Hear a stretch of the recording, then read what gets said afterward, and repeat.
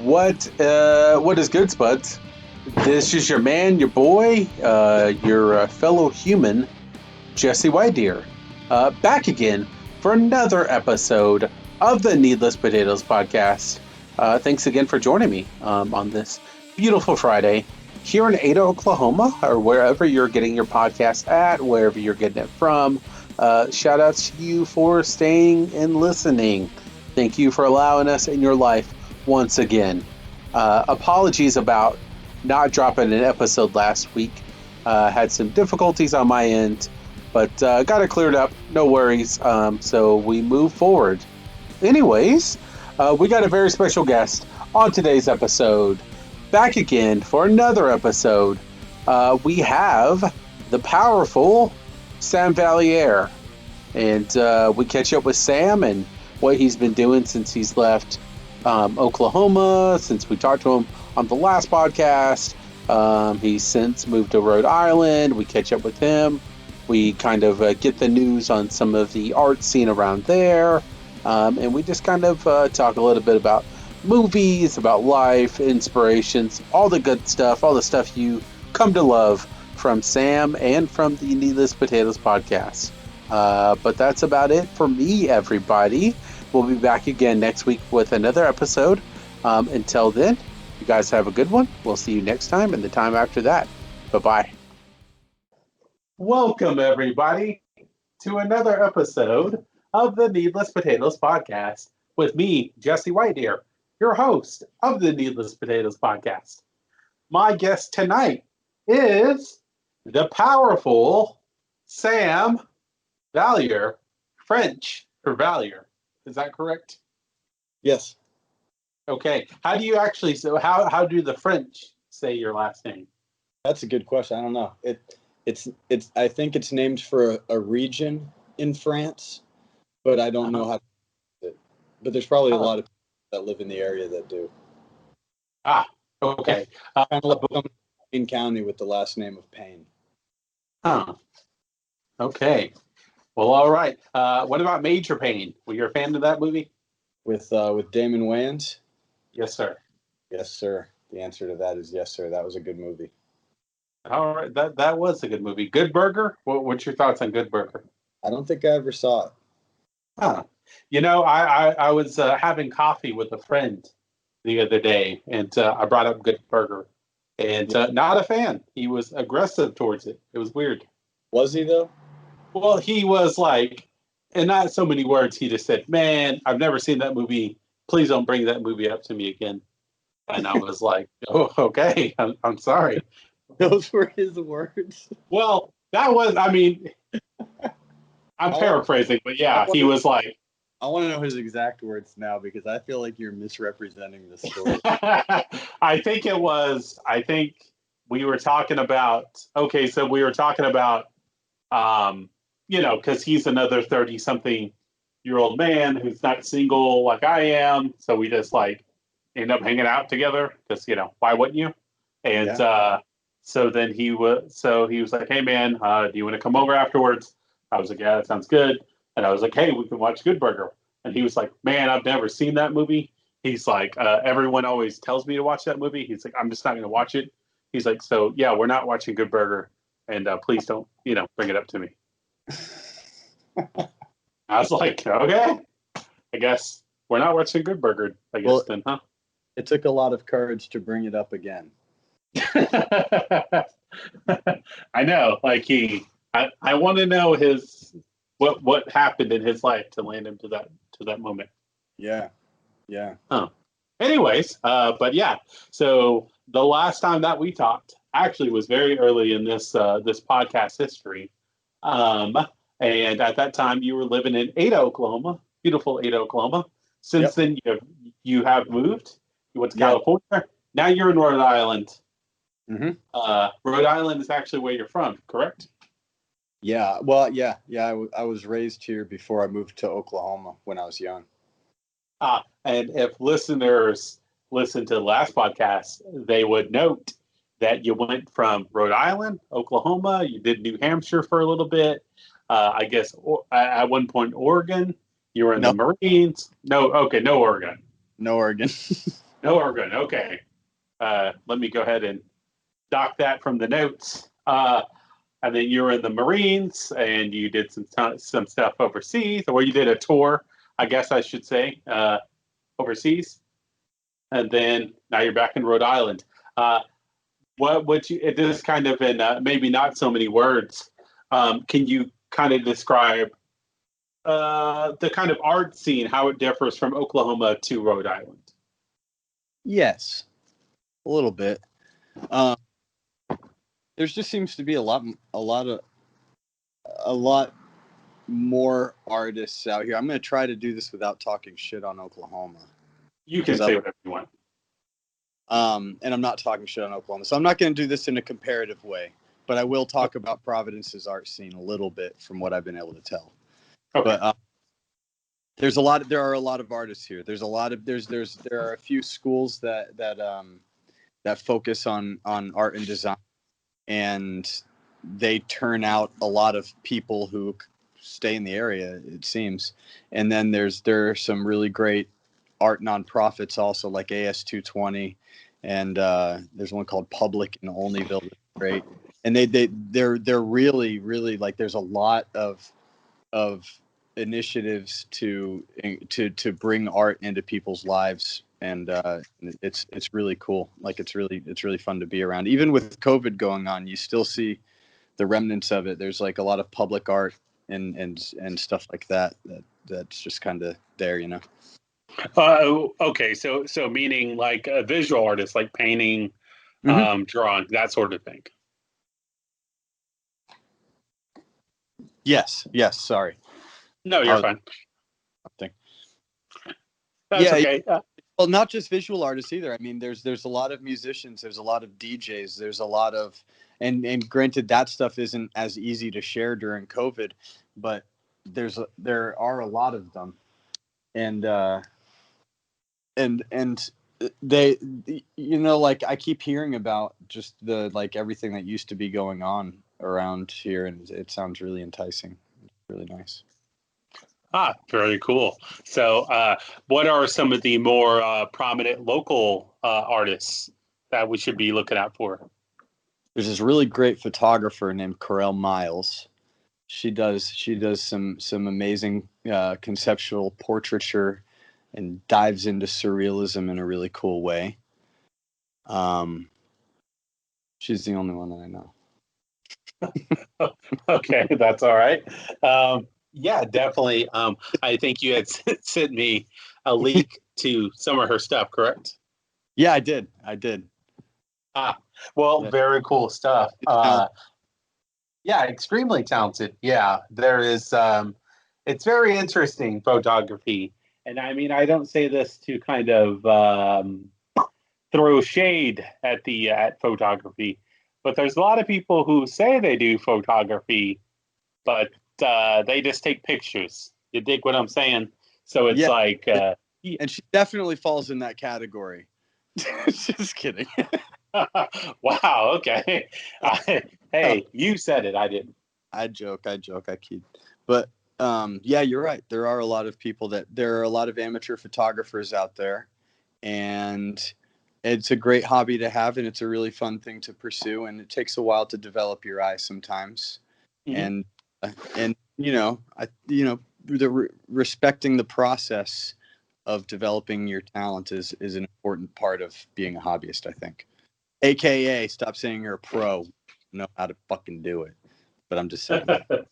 Well, there you go. All right. So, but as someone who's done photography yourself, you're also a musician. You did graphic design. I think you did some modeling, correct? Just privately. Okay. All right. It was more escorting. Okay. Well, all right. So maybe we'll get into that after the kids are asleep. But kind of touching on the photography and music and the graphic design, what's maybe a little bit of tidbits that you can give somebody to kind of make that transition from amateur to pro? study and learn from the like analyze the greats, read books on the fundamentals, that sort of thing. Okay. Now, what was something that what's something that constantly feeds that itch, whether it's music or photography or graphic design for you? What feeds it for me? Yes, sir. I think creating music, doing photography, or designing graphically. Those are like Okay. doing it is about the Doing only way. it. I got you. Okay, so actually putting forth the effort to do it. Well, no, that's interesting. There was actually I was reading different philosophies for trying to get yourself. Well, mainly it was just a video on YouTube that was detailing how to get yourself out of a rut, how to get yourself from getting off the couch and actually doing stuff. And one of the things that they had suggested was exercising. So kind of so Nietzsche was big on this. About thinking on your feet. So you're walking while you're thinking, while you're analyzing things, and kind of applying that to everyday life. So for me, example, I'll go on a bike ride, I'll go on a walk, I'll lift some weights, and I'm constantly thinking of different ideas, how I can improve the podcast or how I can improve my writing. Actually, it was very funny.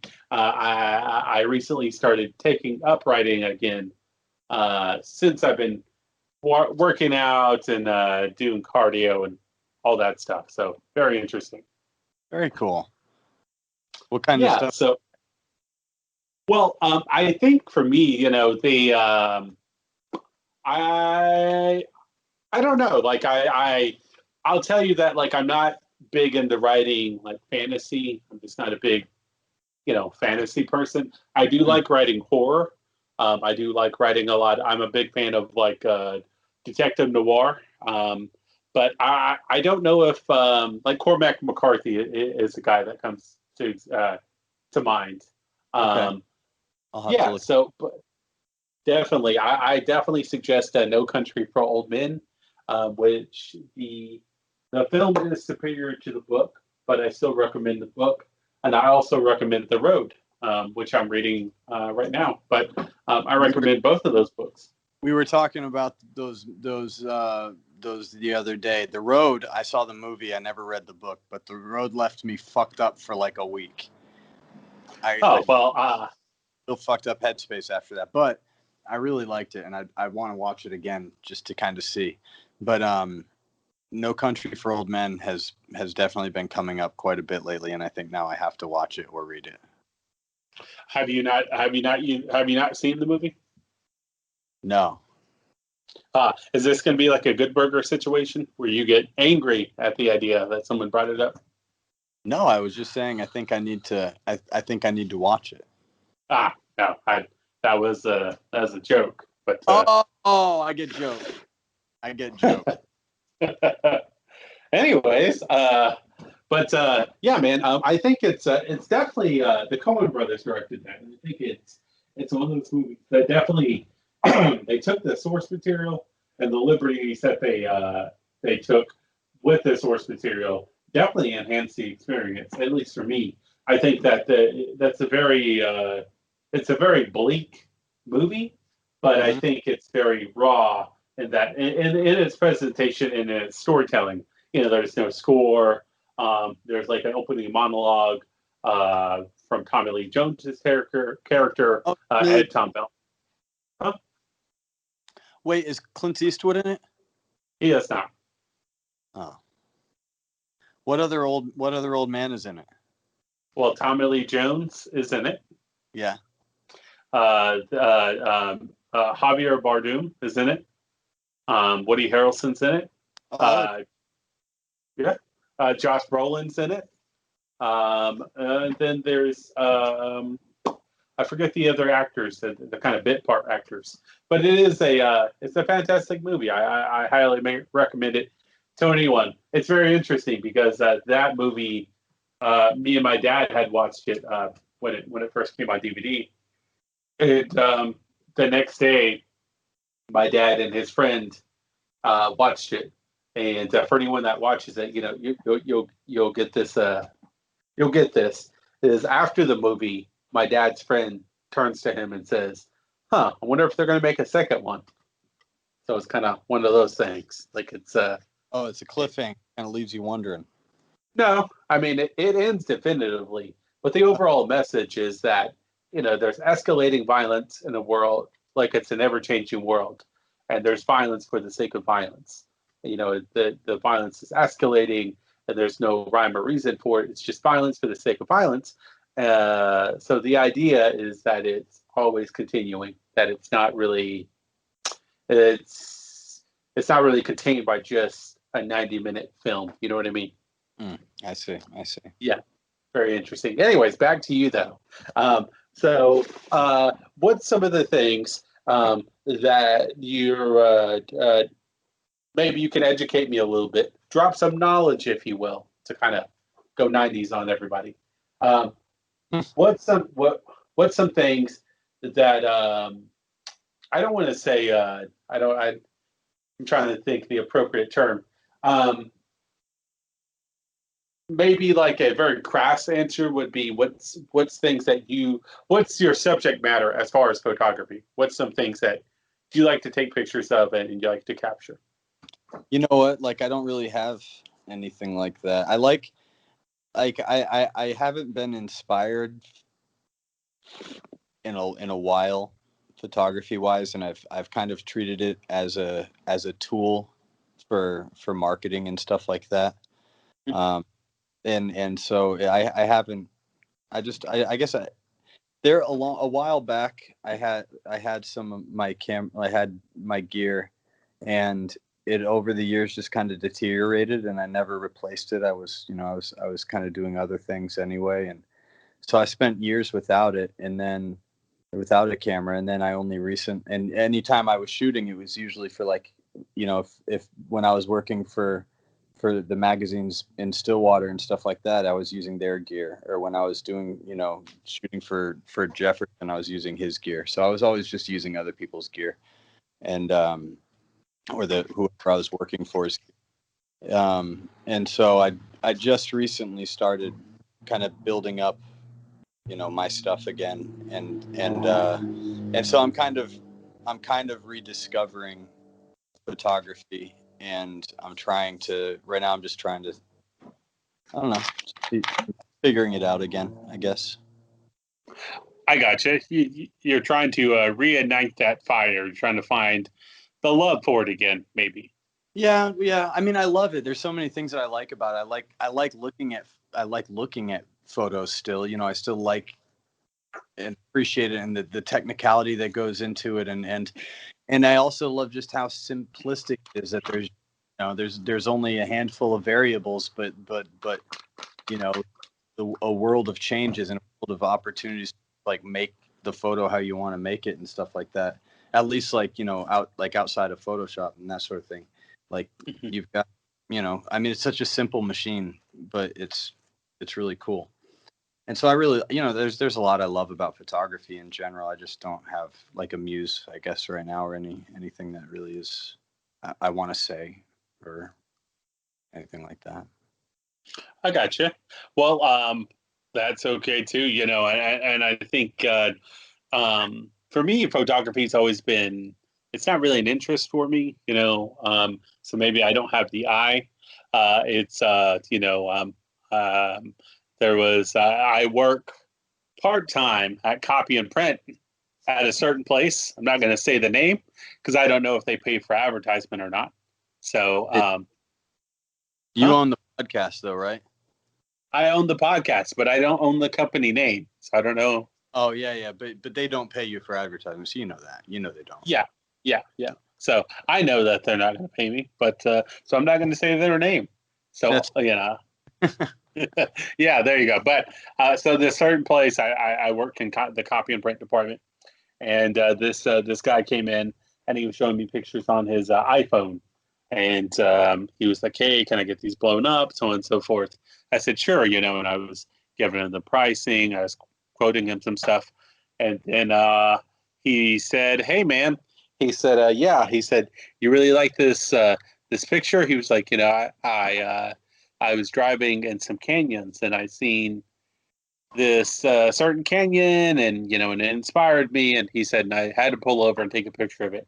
I said, okay, great. Hey, cool, man.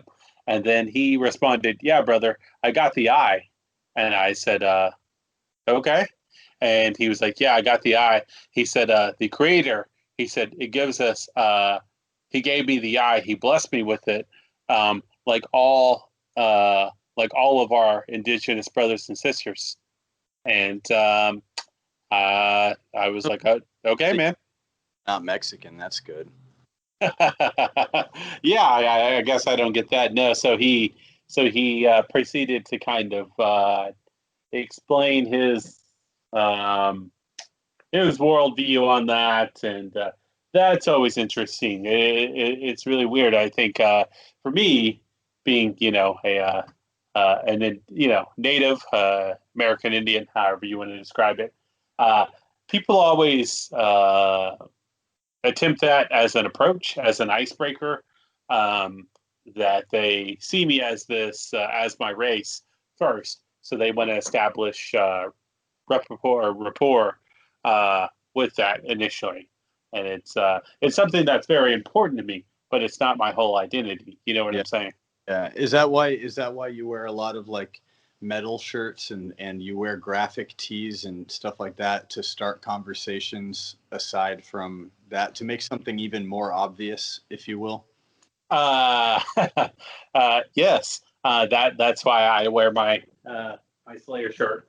So I hope that somebody will come up to me and tell me Slayer sucks and that Metallica rules, brother, because that seems to happen more often than not. A lot of people will come up to me and they'll say, "Hey, man, uh, Metallica rules." So they'll say Pantera forever, or you don't like Megadeth, or That's what happens when it's they your Slayer patch. Well, the if you're referring to the back patch on my vest, people will appreciate it. Just kind of real quick, I've told the story before, but me and the great Oberon were at Thunder Alley one time, and there was a guy came up, very inebriated. Well, at first he wasn't, but throughout the night he did. But he came up and he was very composed, and he said, "Hey man," he said, "I like your back patch, which for reference, um, he I have a battle vest, a jean vest. There's a giant back patch of Jeff Henneman on the back." Um, and so this guy came up to me. He said, "Hey man, I like your back patch." He's like, "But Metallica rules, man. Slayer sucks." And I was like, "Okay, cool." And then he like left. Well, he offered me a beer, and I was like, no, thank you. And he left. And then so throughout the night, he would get more and more intoxicated until what started out as, hey man, Metallica rules, so on and so forth. That devolved into, hey brother, Metallica rules, Slayer fucking sucks. Okay, cool, man. Gave him the knuckles, whatever. And then throughout the night, it was just like, hey man, fucking Metallica rules. Slayer fucking sucks, bro. Okay, cool, man. And then like as we were packing up and we were leaving for the night, because Thunder Alley had that kind of side door that they were working with. We're Yeah. packing up, and yeah. So for those of you listening that remember the Thunder Alley, rest in peace. Oh, is it We were gone? packing. Yeah, it's Woohoo! okay. Well, maybe not one fan of the Thunder Alley, but Blowed. Blue? Blowed. no. Wait, Thunder Alley blowed? It blowed. Although one time I saw Faster Pussycat play there while they were passing through on their way to do a 80s butt rock cruise. Butt Rock Cruise, okay. So that was cool. We'll circle back to that. But so as we're leaving, I see him lean back in his stool at the bar, and I just heard like what I can describe as like animal shrieking, where he was like ah, and then I look, and it's only like us and him and maybe the bartender, and he's like leaned back against the bar, and he can't even fully make the double horns, and I just see him mouth, "Metallica rules, brother," and I'm like, "Yeah, man, I guess." That's like which. Go ahead. No, go ahead.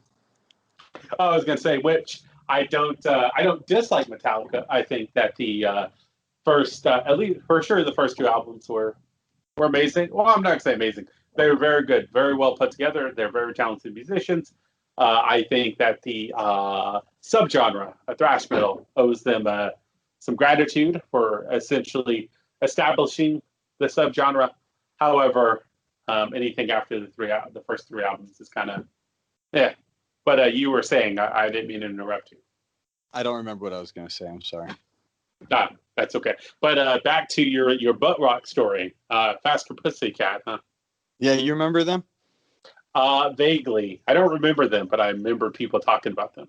Their singer was a guy named Tammy Downs, and he back in the day they played like kind of that Guns N' Roses style rock and roll, with but they always had sort of a little bit more of like a leather look, I guess. But they did this one song about it, like when he was a kid, like waiting for his dad to come home and he never was around or something like that, and it was a real bummer of a song. And then they had some other good ones, but yeah, they were on their way to go play a cruise, and so they played a few warm-up gigs at just small random weird places, and so they Thunder Alley, so I went to go see them. And Tammy Downs was old. He like their career was weird because like after they did, you know, the 90s fucked with a lot of those guys, and nobody really knew what to do.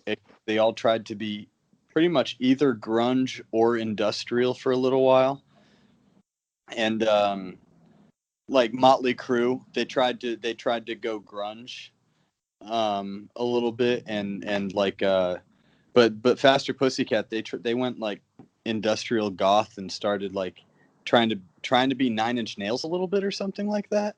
And even in the sounds just a touch, but that didn't work out for them. The 90s weren't great for them, and so now they're just playing all the hits for things like Rocklahoma and stuff like that. But they were good. Check them out if you like you know, rock and roll pop songs from the late 80s. Okay, yeah, Deb. Well, all of you out there listening, check out Faster Pussycat if you're on a podcast, not just having a conversation with you. Yeah, well, that's kind of what this is all about, brother. You know, it's three things real quick. One, I know that you have it, so I'll tell you again. Listen to Hell with the Devil by Stryper. Say again. Listen to Hell with the Devil by Stryper. Oh, I listened to it last time we talked. After we talked. What would you think? I thought they should have been on the same cruise as Faster Pussycat. They were good. They held in the genre despite despite being Christian hair metal. Yeah. No, yeah. I think for those of you that weren't spying on me and Sam in our private conversation and then listened to the podcast the first time, the To Hell with the Devil by Stryper, I think musically for me is one of the most well put together albums. I think the musically, instrument wise, that's a solid album. I recommend that to anyone. If I could audience for a second, Jesse, I'd like to tell them that yes, while the instrumentation is fine, it's not. It's just not. It's like watching a Jean-Claude Van Damme movie. Okay. Go on. It is good. It's worth watching. It's worth listening to. But you probably won't want to do it too often, and it might just be when you're bored on a Sunday and you don't want to watch golf. Huh. Okay. I like how the two choices were Jean-Claude Van Damme movies or golf for you. That's what life was like when I was a kid, when we only had 5 channels. And Okay. Go on. yeah, you can either watch like Jean-Claude. Let me let this motorcycle drive by. Like we had like I think Fox, UPN, Mhm. and the WB, and then like the networks, you know. So Yeah. like NBC, ABC, CBS, that sort of thing. And I think we had PBS too. And so like on a Sunday, if we were just lazing around watching TV, there usually wasn't much on besides golf, unless you switched over to like PM to watch a bad movie. Well, you could also check out the Wayans brothers on They were a lot. They weren't on UPN, or they were? They were on UPN a lot, yeah. Ah, what'd you think of that too? I never watched them. Oh. Yeah, I missed that one. My stepdad didn't like black comedies on in the house, and he would. Whoa. Okay. anytime a show with black leads was on, he would always say, "What is this, Culture Hour?" And then insist we change the channel. Wow. Okay. Well, sorry you went through that there. I mean, I'm all right. I'm all right from it. Okay. Well, okay. Well, that's good to hear. I do. Subjects. What? Go ahead. I like Damon Wayans in Bulletproof with Adam Sandler, And I liked him in Blank Man also. You know what? People sleep on Blank Man, and they shouldn't, because that is a fantastic movie. Mm-hmm. I think that movie with the David Allen Greer is in that movie. Dag. Yeah, man, that's a solid album. Or not album. I'm an idiot. That's a solid movie. Track kicks ass. I'm gonna look right now while we're talking. Can you still hear me? Absolutely. Okay, I'm gonna look up the Blank Man soundtrack. Blank Man soundtrack. Okay, while you're doing that, I am going to tell you the story of how hair metal actually got me into music. So my oldest brother, he gave me a copy of Appetite for Destruction by GNR, and which I think is very nostalgic for me. I will do a listen through of the entire album a couple of times a year, maybe twice a year, and it still holds up for me. That actually, so after he gave me a blank CD, or not a blank CD, but a burned CD with that entire album on there, I listened to it religiously. That, of course, got me into Judas Priest, and then eventually bands like Megadeth and Megadeth, and then Overkill and Testament, and then of course Slayer, and then that devolved into Cannibal Corpse and Morbid Angel and Death and Acid Bath and all those really cool bands. Do you listen to Decapitation? Do you listen to Cattle Decapitation? I do not. No, that was a little not really for me. I think a lot of the stuff that they were doing for me was very. I don't want to say. I've heard other bands do it better. So, yeah. Anyways, go ahead. That was my only question. Oh, okay. Well, you were interviewing me for a second, but you were talking about GNR. Yeah. Well, that was it. GNR. Just Why wasn't Weeper or Oberon or Crowbone in there? Well, that was before those bands. Actually, before I ever met you, and yeah. So before you, it all comes together. Before you ignored me, trying to buy merch from you. Yeah, we call that BS. Before Sam. Before Sam, before the backwards hat and everything. Yeah, but kind of getting into it a little bit more. you had mentioned Sweeper, which is one of your old bands, and and I know that you guys have an EP called Higher Point out there in the universe. And I know that High Point. I'm sorry. So I know last time on last podcast we had got into that album a little bit. Now for the new listeners, can you kind of catch us up and because a good friend of ours, Mikey Hamilton, is actually played guitar with you, and I think Justin Johnson was in that band. Ryan Phillips was in that band. Matt Knight was in that band at one point. A lot of talented musicians. But Mikey is in Crowbone, which is another fantastic rock trio based in Oklahoma City. Yeah. And they're recording. Yeah, they're recording a new album. Yeah, definitely. So we're going to get them on the podcast soon and get some updates. But can you kind of give the listeners a little bit of catch them up on the history of Sweeper, how came to be, and maybe a little bit of that recording process for High Point? Okay. It was a long time ago, so let me try to remember. Okay. I think we formed in like 2014 or 2015. I don't remember. But I was working at a guitar store and I wanted to start a band. And I met people at the guitar store slowly. And then we started a band. And then we wrote some songs.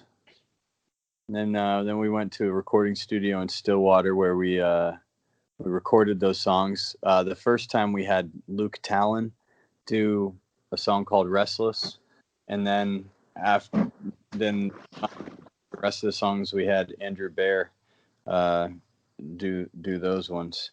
And it turned out all right. And then it turned out all right. I can look back on it and it's like there's a lot that I would have done differently, I think, about it. But for the most part, it's still something that I enjoy listening to from time to time. And so we did a band for a few years, and then we stopped doing a band after a few years. Mm-hmm. Yeah, well, and you guys were able to play a few shows down here in Ada. I think at the ECU Ballroom, and then at the the Elks Lodge, and then and I know that you guys were a part of, in my opinion, not, and maybe I'm a little bit biased because I was the one that put it together, but you were a part of one of the best shows that I've ever been a witness to, and that was the benefit show, the first benefit show for Paul's Animal Shelter here in Ada, Oklahoma. There was a lot of love going around that night. There's a lot of love, and it's some good friends of ours, Mental Media. They recorded a video that you can check out. I believe it's on YouTube. It's under their Mental Media page. But the very cool night. You can see me about 20 pounds heavier, just flailing on my arms and screaming. And it's what actually I listened to one of the singles off of High Point called Optic Glass. I listen to that at least probably a few times a week. It's on the playlist because I put on the headphones and I go to work. I work at my second job is I work at a factory. So, of course, I have the headphones on, listen to music, and that song comes into rotation. So anytime I listen to that song, there's that lyric where you say, what was it? Crossed an ocean, found some strength across an ocean, looking for the light. Found strength across an ocean. Found strength across an ocean, yeah. Did the last light, searching for a hidden truth, only to find a fight. Yes, and then I think in that video, I was probably inebriated as well. But I remember being so just amped because you guys were playing that song. I was a huge fan of the song. I'm sure the Long Island iced teas, a few soda pops, that probably didn't help matters because I was just intentionally jacked up. And when the Only to Find a Fight came on, I was just shadow punching in the air. and it's one of my favorite memories. I look fondly on that night, and that kind of brings us into my next question, and talk about a segue. But how do you think, for you personally, as a musician, or as a photographer, or as a graphic designer, or just as a person, how do you deal with COVID in this kind of restricted world that we got going on? We're doing social distancing, doing the masks. A lot of venues are shut down, or they're going away. A lot of artists aren't able to perform live music. How do you, as an artist, deal with that? I side with Smash Mouth. Okay. COVID ain't real. Okay. Did they? Throw your mask Did to people. All right. Well, this episode, no. An answer for you because I'm just not doing, like, nobody's doing anything. Like, that's how I'm coping. That's how we're dealing with it. I guess I'm just looking for other projects outside playing music in front of people. Mm-hmm. I've been so busy, like, just like around and, just, I don't know. Doing different projects. No, I got you. Well, Yeah. and it's yeah. Well, and I know that a lot of artists that at least in the Oklahoma music scene, they're doing like virtual shows. I think the band Baroness, they're doing a live stream of a show. I think coming up on the 12th, I believe, or maybe the 10th. Maybe it's actually tomorrow, but they're doing a live stream of their album, of a show. And I know that a lot of local artists are doing that. I've seen J-Lo doing that stuff, Justin Logan. Yeah, good friend of ours, Justin Logan. He was actually on the show a few weeks ago. Good guy over there. Check out The Cabin for all of you listening out there, all of you artists that are, as long as you're comfortable with it and you want to record your new project, you want to record your EP, you just want some insight, you want to pick his brain, definitely hit up Justin Logan on Facebook and check out The Cabin for all your recording needs. Good plug.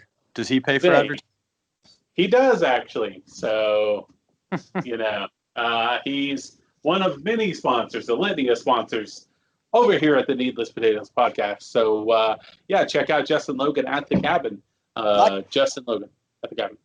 At the Good cabin. guy. At The Cabin. Justin Logan. Good. 555. Yeah, there you go. Butts. It'll drive you nuts. I don't know. But he is a great guy. It's very it's interesting to see the amounts of local talent that you have. You have a guy like Justin Logan that is a fantastic producer. He's a great guy, just amazing musician, very humble, very down to earth. You can sit and, kind of BS with him. Great guy. Will give you the shirt off of his back.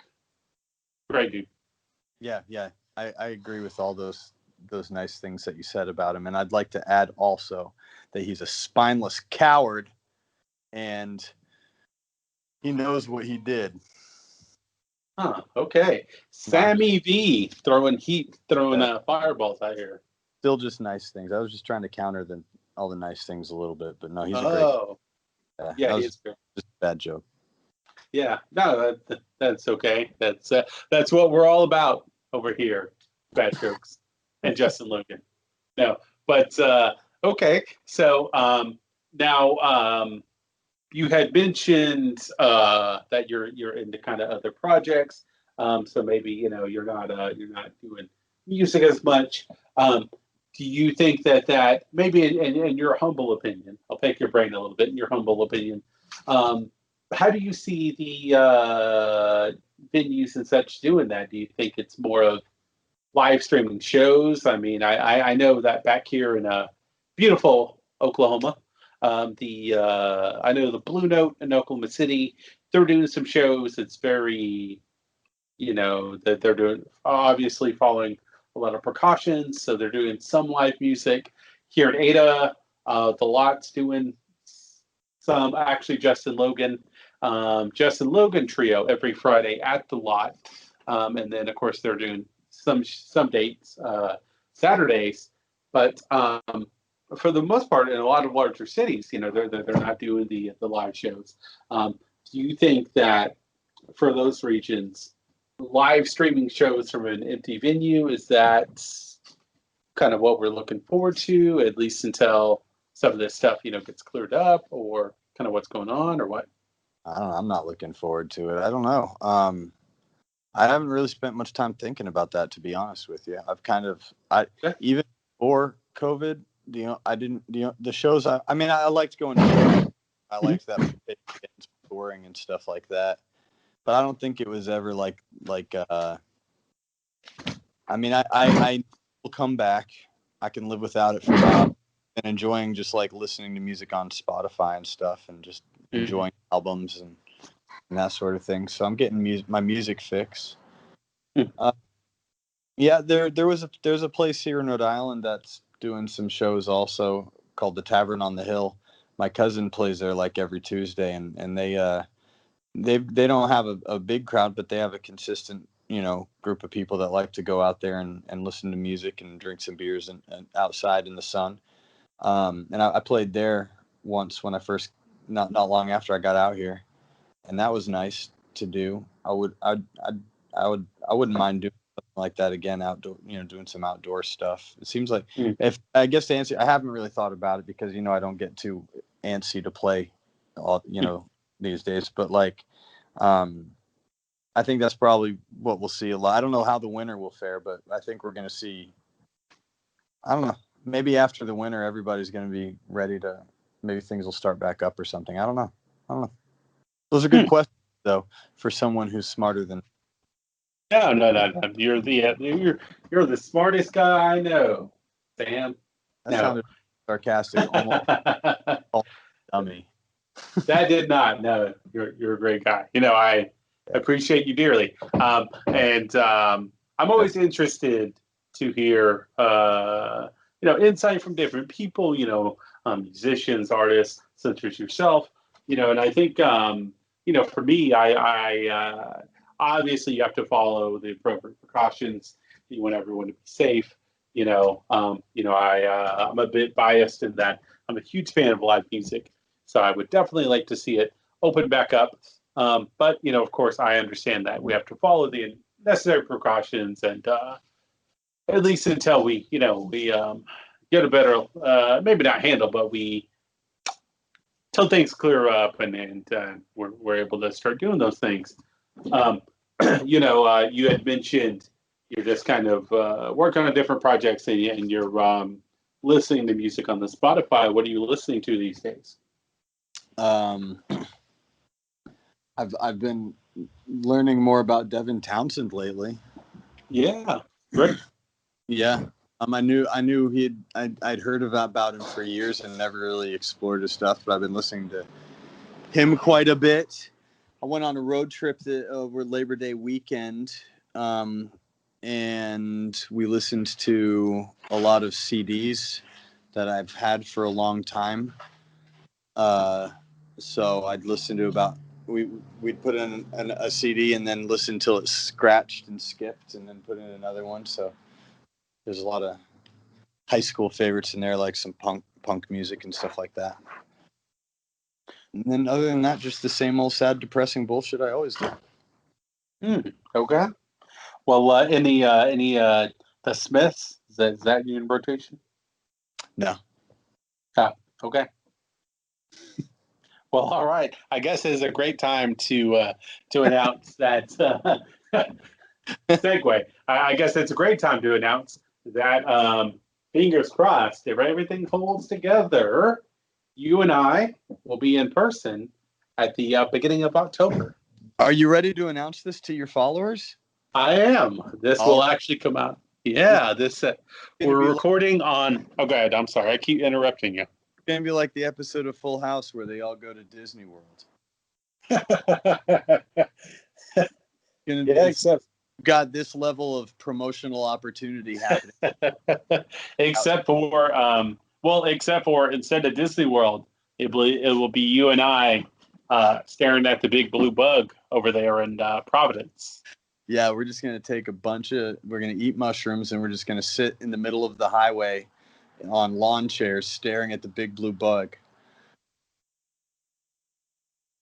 Hell yeah, brother. Well, you know what? So we're recording this on the 9th. So this will drop Friday, September the 11th. Never forget, by the way. And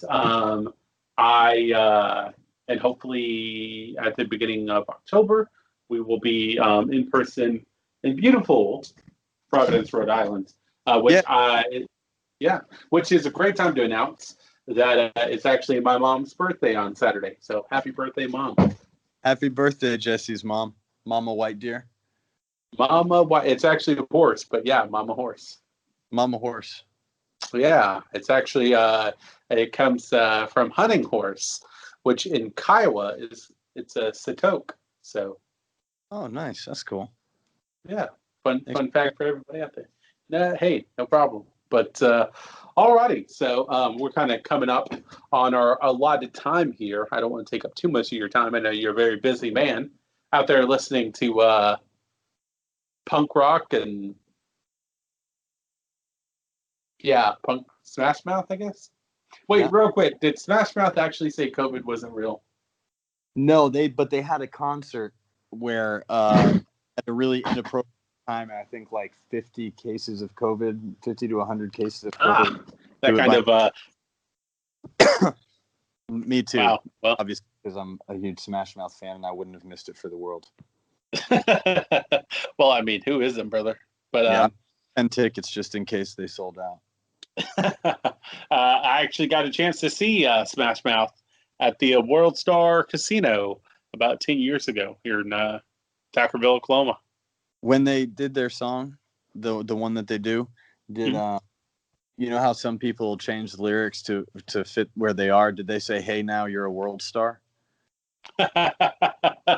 They did not. They actually they did half of their set was what you expect. The now I'm a believer, and you might as well be walking on the sun, and of course the big one. But they mixed in a lot of Van Halen in their set with like "Running with the Devil" and whatever other Van Halen songs. I'm not a Van Halen fan, and they did "For Those About to Rock We Salute You" by AC/DC. So they did like half covers, half originals, and then when they got to All Star, they didn't even announce it. He was just like went right into it, so he didn't have time to prepare. But he can still good, still had that magic. Yeah, he actually talked about how he and his bandmates smoked all the weed and in a tour bus, and how they almost went off the road. So, did you walk away a bigger fan? I was like, hell, brother, that's rock and roll for me. And so you almost go off the road. There you go.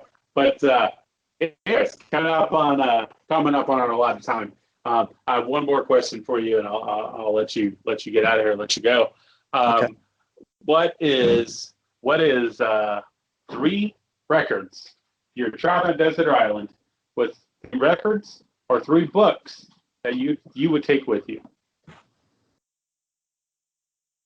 Can it be a combination of them? I don't know. I can do records easy. Am I listening to records in the car while I'm driving? Is that what it is? It doesn't matter. No. Let's say you get kicked out of an airplane, and you have all the essentials, and then you have a record player that is solar powered, and you have 3 records that you can play. What are you listening to? What are you bringing? I would have probably Melancholy and the Infinite Sadness. By the Smashing Pumpkins. By the Smashing Pumpkins. I would probably have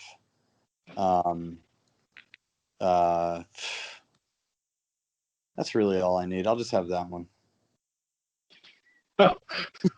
Okay. No getting jiggy with it? No Big Willie style by Will Smith? No. I'm still not a big. We talked about Will Smith on the last one. I'm still not not really. I just, he's cool. He's cool, but I just don't have much to contribute to the Will Smith conversation. He's cool. There you go. You got it from Sam Valliere. No, I don't know. I just like getting jiggy with it. So I just bring that. What's that? That's the one you would bring? Well, I think for me, if you're turning over to me and you're asking me, which I hope that you are, I don't want to seem conceited. Kind of.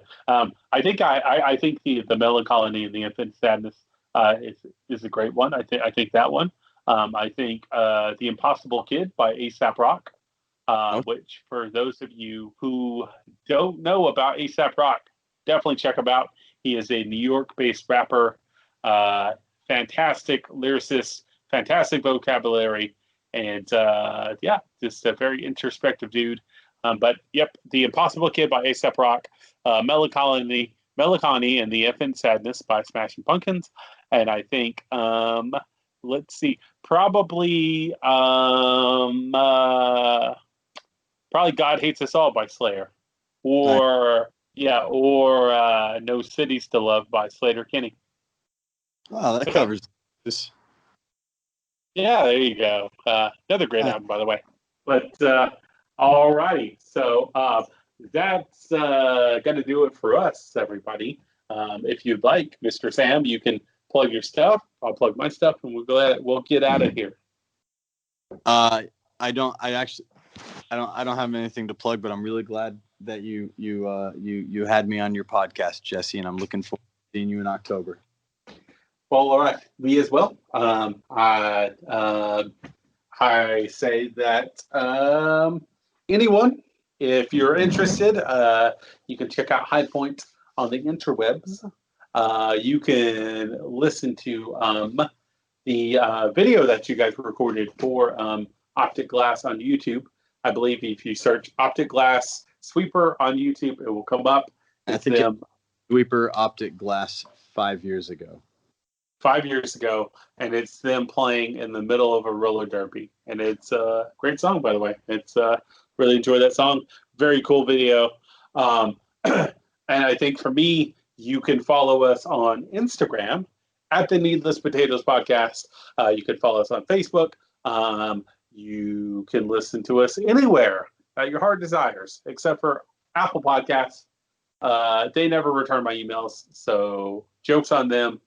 And you can follow us on those social media sites. You can send us a message. If you want to email us, you can go to needlesspotatoespodcast@gmail.com. Shoot us an email, and you can check us out on YouTube if you'd like. I never plugged the YouTube, so here's me plugging it. We got some merch in the possible near future. Got some other things. I know that we we didn't have an interview for you last week. That was on my part, my bad. But here we are this week, and more to come. So stick around. And we also got some other projects. I'll tell you, Sam, off the air, but I won't tell them. Maybe another side podcast with Dathan Johnson or Dathan John. Really? What are you going to do? Talk about metal? Can't say. I'll tell you off the air, but I can't say to them. I'm excited. Because nothing's official. So me and the big homie, Dathan John, coming at you in the near future, to be determined. So, but anyways, all right, everybody. I really do appreciate all your continued support, all the nice messages that you guys have been sending, and the guy that told me that I need to interview more interesting people. You, sir, can go to hell. So maybe not. I don't know. Maybe not. Don't go to hell. But I hope that you have a wonderful life, and maybe you figure out why you're projecting your insecurities on people. I would suggest that to you. But all right, for all of you loyal spuds, thank you once again for having us in your homes, in your hearts. For me and Sam Valliere, you guys have a good one. We'll see you next time, and we'll see you the time after that.